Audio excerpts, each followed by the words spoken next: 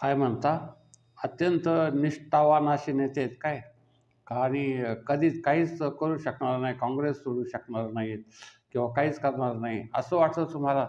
फार म्हणजे एक व्यवस्थितरित्या फार सच्चे आणि व्यवस्थित असे नेते आहेत का? पण सांगा, परवा नांदेडला गेलो होतो आणि तिथले लोक काही बोलत होते. म्हटले हा शंकरराव चव्हाणाचा मुलगा, हा शंकरराव चव्हाण काँग्रेसचे मंत्री, मुख्यमंत्री महाराष्ट्राचे. त्याच्यानंतर त्यांचे जे चिरंजीव होते अशोक चव्हाण, हे परत महाराष्ट्राचे मुख्यमंत्री, काँग्रेसचे सच्चे कार्यकर्ते. तर नांदेडमध्ये फिरत असताना सर्वसामान्य माणसं मग शेवटी काय म्हटले, मोठ्यांचं काहीच कळत नाही बाबा, ते कसं काय करतील आणि काय करतील. आणि ऐनवेळेस हे अशोकराव गेले ना आपले भाजपमध्ये. हां, सत्तेविना मासा, पाण्याविना मासा तळमळतो कैसा, जावे त्याच्या वंशात तेव्हा कळे. म्हणजे असा हा प्रकार आहे. मग तो प्रकार वेगळा आहे, हा अभंग वेगळा आहे, पण सांगितलं वेगळ्या मार्गाने की पाण्यामध्ये मासा झोप घेतो कैसा, जावे त्याच्या वंशात तेव्हा कळे असं आहे. पण आता त्याचंच सत्तेविना मासा तळमळे कैसा, जावे त्याच्या वंशात तेव्हा कळे असं एक सांगितलेलं आहे. तर आता ह्या मध्यंतरी आपल्या सत्यजित तांबेंना फडणवीसांनी शुभेच्छा दिल्या. कारण काय? कारण ते काँग्रेसचे आणि आले नाशिक मतदारसंघातून निवडून हां विधान परिषदेवर. आणि त्यांचे मामा हे संगमनेरचे आमदार आणि एक माजी मुख्यमंत्री पदाच्या लायकीचे असं त्यांनी सांगितलं. पण एक लक्षात घ्या, हे जे लोक आहेत, अगदी सर्वात महत्त्वाचं म्हणजे अजित पवारला ह्या भाजपने आपल्या सत्तेत का सामील करून घेतलं सांगता येत नाही. नरेंद्र मोदींनी आपल्या चंद्रबाबू नायडू आणि आपले जे नितीश कुमार आहे यांना का सत्तेत सामील करून घेतलं सांगता येत नाही. सांगता येत नाही कारण या जो कुबड्या असल्याशिवाय एक सरकारच चालू शकत नाही, यांचं स्थिर असू शकत नाही. आणि म्हणून त्यांनी तशा पद्धतीचे ह्या दोघांनाही घेतलं. आणि मग अजित पवारांना घेण्याचं कारण काय? उद्या समजा शिंदेने धोका दिला तर मग करायचं काय? तर मग शिंदेने जर धोका दिला तर मग त्याला एकच पर्याय आहे, म्हणजे अजित पवार आणि ते जिथं लोक येतील, बाबा तुला काय अर्थमंत्रीपद असेल ते घे, तुला काही 4 मंत्री असतील 10 मंत्री असतील ते घे, पण आमच्याबरोबर राहा, म्हणजे सरकार स्थिर राहील आमचं.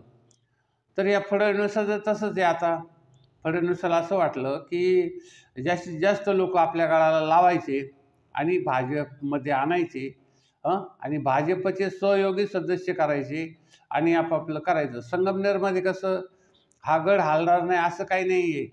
आता तसं जर पाहिलं, बाळासाहेब थोरात लोकांनी हरवलं तर त्यांनी सरळ घरी बसायचं होतं, बाकीच्या याच्यामध्ये पडायचं नाही, कुठं नाही बाबा. सरळ खताळसारखी संगमनेरला एक परंपरा अशी आहे की 60 वर्षानंतर निवृत्ती घेण्याची परंपरा आहे आणि तीच परंपरा खताळ पाटलांनी जोपासली.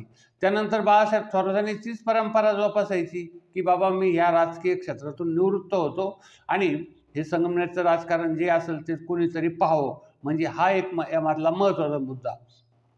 पण यांना सत्तेचा काही लोभ सुटत नाही आणि हे जिल्हा परिषदमध्ये काय, पंचायत समितीमध्ये काय, हे आणि यांचे नातेवाईक हे संपूर्ण सत्तेचंच. त्यांना दुसरं काही झोपही येत नसेल कदाचित, एकंदरीत चांगल्या मऊ बिछाण्यावर सुद्धा. काय बिछाणे तरी केवढे असतात, 25-25 लाखाचे का 25,000चे का 25-2,500 काय सांगता येत नाही, शून्य वाढवत जायचं. मग ते तसे असू शकतात. आणि यांचे घरं कुठं, मुंबईला घरं, पुण्याला घरं, कुठं दिल्लीला घरं ह्या पुढाऱ्यांची. अशोक चव्हाण किंवा तुमचे अजित पवार, शरद पवार यांचे घरं कुठं? चौकडं सगळ्या दुनियात त्यांचं सगळं माहिती आणि परदेश दौरे. तर हे आमदारकीचं सुख नाही त्रिभुवनी. आणि ज्यांनी भोगलं ते काय सोडायला तयारच होत नाही आहे. मग 8 वेळा काय 10 वेळा काय निवडून यायचं, परत उभं राहायचं, परत पडायचं. आता शिर्डी मतदारसंघामध्ये आधी तळमळ होती सत्तेसाठी या भाऊसाहेब वागचौऱ्याची, ती जर तुम्ही पाहिली तर मग तुमच्या लक्षात येईल की हा मासा कसा तळमळत होता. पहिल्यांदा निवडणुकीला शिर्डीमधून पडल्यानंतर हे श्रीरामपूरमधून आमदारकीला उभे राहिले, काँग्रेसमध्ये गेले, काँग्रेसमध्ये जाऊन परत हे दुसऱ्या वेळेस परत लोकसभेला उभे राहिले, हे दुसऱ्या पक्षातर्फे राहिले. म्हणजे परत आता शेवटी तो पक्ष सोडून परत आता उद्धव ठाकरेकडे गेले. म्हणजे सत्तेसाठी हे लोक काही करू शकतात आणि बाळासाहेब थोरात हे सुद्धा काही करू शकतात, एक लक्षात घ्या. कारण कुणीही इथं बिनसत्यासारखं राहणार आहे. साहेबांचा आपले खताळ पाटील, BJ खताळ पाटील याचा आदर्श घेणारा एकही माणूस आजपर्यंत तरी झालेलं नाही आणि संगमनेरचे आदर्श कारण इतर कुठेही कोणालाही पाहायला मिळालेलं नाही. तेव्हा का आमचे बाळासाहेब आता बाळासाहेबांनी काय केलं, काय विकास केला? काही नाही. ते भाऊसाहेब थोरातांच्या एक बळावर पुण्यावर ते पुढं आपले चाललंय. त्यांनी वाडा बांधून दिला, हे त्याच्यामध्ये राहतात. काही यांनी स्वतः वाडा बांधला की स्वतः एखाद्या शून्यातून यांनी विश्वनिर्मिती केली असं काही नाही आहे. बस. आणि यांना कसं सुखात राहायची सवय लागली, लोकांचे हाजरे मुजरे घ्यायची सवय लागली. आपण एक फार मोठे आहोत आणि मग आपणच त्यामधून हे करायचं, मंत्री राहायचं. त्याच्याबरोबर 4 लोक येणार, PA येणार, सगळे लोक आले का नमस्कार साहेब, काय हे साहेब. मग आज आणखी मोठ्या पद्धतीने हे होणार. म्हणजे प्रत्येक ठिकाणची हीच पद्धत. आता जवळचा सिन्नरचा मतदारसंघ आहे. अगदी कोर्टाने त्याला शिक्षा सुनावली तरी त्यांनी कोर्टामध्ये काय ॲडजस्टमेंट केली त्यांना माहिती. आणि परत मंत्रिपदावर आहेतच आपले बिचारे काय. तर हा जो प्रकार आहे तसाच आता दुसरा नाशिकचे आपले शेजारचेच आमदार यावल्याचे, तर त्यांच्यावर खटला चालू आहे, अमाप संपत्ती कुठून मिळवली त्याच्याबद्दल. तर तेव्हा हा जो एक चटका लागलेला आहे, जेव्हा लोकांना कशी सवय लागते, सर्वसामान्य लोकांना एखादं दारूचे चटक, कोणाला मिसळीचे चटक, कोणाला कसे चटक, तर यांना सत्तेची चटक लागते. आणि ती चटक लागली एकदा की ती आयुष्यभर सुटत नाही आहे. मग असे तळमार लोक खूप आहेत. आता पृथ्वीराज चव्हाण घरी बसायचं पण लढला शेवटपर्यंत. अजून एक दुसरे शरदराव पवार घरी बसायचं पण अजून ते काय सत्ता सोडायला तयार नाही आहेत.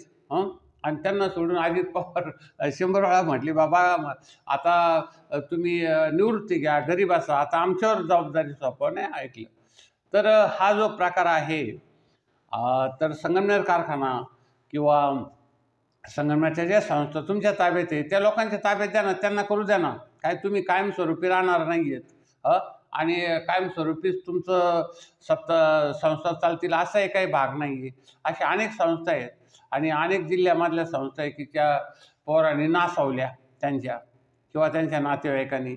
तेव्हा असं काही नाही, मी असलो तरच जग चालेल असं काही नाही आहे आणि आम्हालाच ही सत्ता मिळायला पाहिजे असं काही नाही. आता तिसरा उमेदवार एक निवडा की पहिल्यांदा प्रत्येक वेळेस दर 5 वर्षाला आता आश्वीचा एखादा उमेदवार द्या, त्याला आमदारकी करा. साकूरचा एक आमदार द्या, तिथलाही द्या. त्यानंतर आता धांदरफळचा झालेलाच आहे.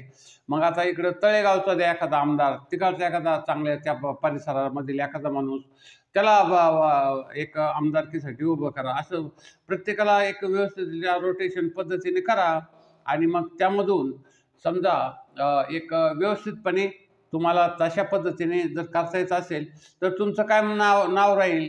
नाही तर असे आले किती गेले किती आहे ना, म्हणजे यांना काही व्हॅल्यू राहत नाहीत. कारण हे 1952 पासूनच्या ज्या निवडणुका होत आहेत त्यामध्ये फक्त काँग्रेस आणि सगळ्यात यशवंतरावांनी सगळ्यात वेगळं काम केलं की त्यांनी जे विरोधी पक्ष होते ते संपवले. दत्ता देशमुख संपवले.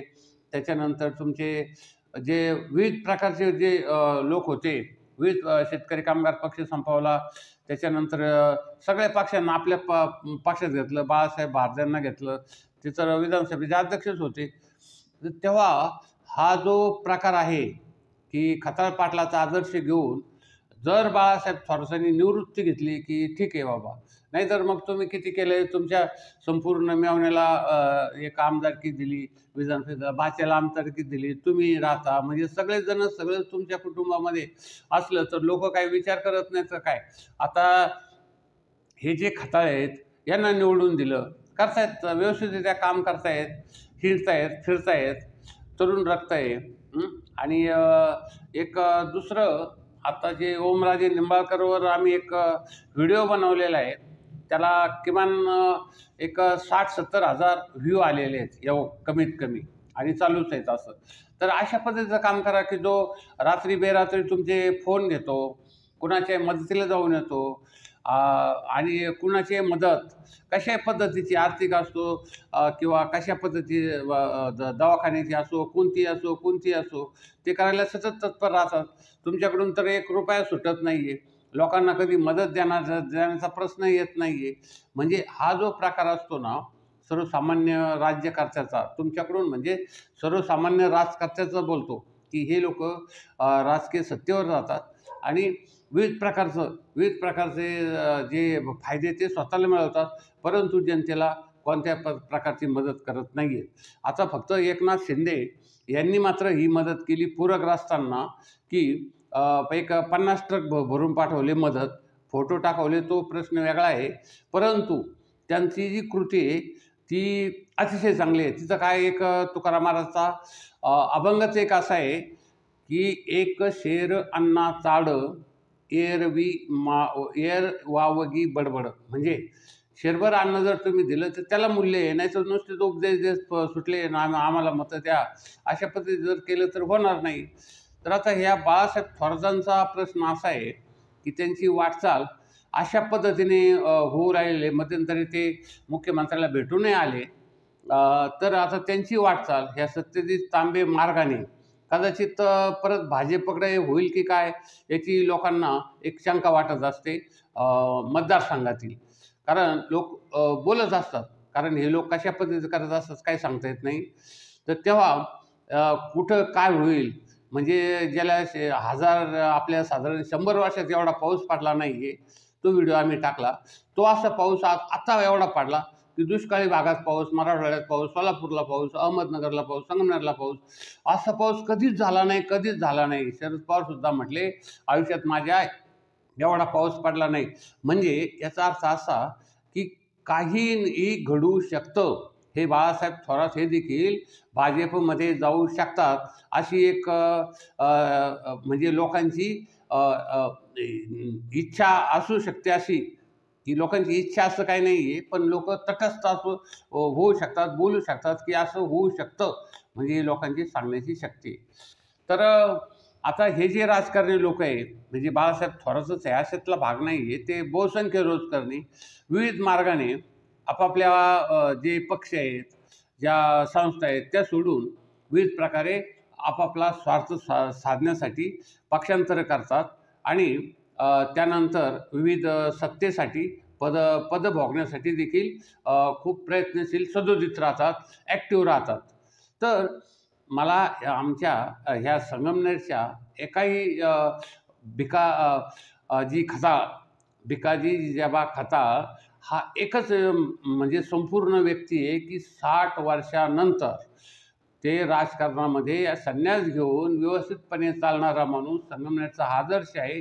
आणि तोच आदर्श संगमनेरच्या आमदारांनी, खासदारांनी किंवा सर्वांनी गिरवावा अशी लोकांची इच्छा आहे, असे काही लोक बोलून दाखवलेले आहेत. आणि लोकांनी जे बोलून दाखवलेलं आहे तेच आम्ही आपल्यासमोर सादर केलेले आहे लोकांशी चर्चा केल्यानंतर. तर धन्यवाद. आमचं ATM न्यूज वर्ल्ड चॅनल संपूर्ण महाराष्ट्रात लाखोच्या संख्येने लोक बघत असतात.